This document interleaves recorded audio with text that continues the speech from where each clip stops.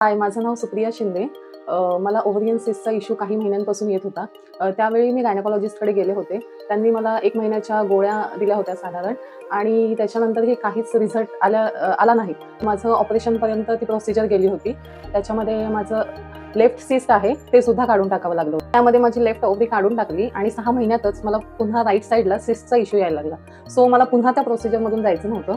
तर माझ्या एका मैत्रिणीने मला ओजस क्लिनिकचा ॲड्रेस दिला. तर मी ओजस क्लिनिकला व्हिजिट केलं. तिथल्या डॉक्टरनी मला कन्सल्ट केलं. सो पहिले 8 दिवस त्यांनी मला पंचकर्माची ट्रीटमेंट घ्यायला सांगितली. त्याच्यामध्ये स्नेहन, स्वेदन आणि बस्ती दिली आणि महिन्याभराच्याच गोळ्या दिल्या आणि ॲश्युरिटी दिली होती त्यांनी की मोस्टली 1 मंथमध्येच ते क्लिअर होईल.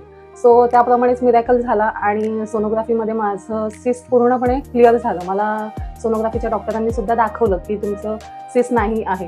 सो मी खूप खुश होते कारण मला त्या मागच्या प्रोसेसमधून पुन्हा जायचं नव्हतं. सो मी खूप थँक्यू म्हणते डॉक्टर तनई मुदगुल यांना आणि त्यांचे खूप आभार मानते.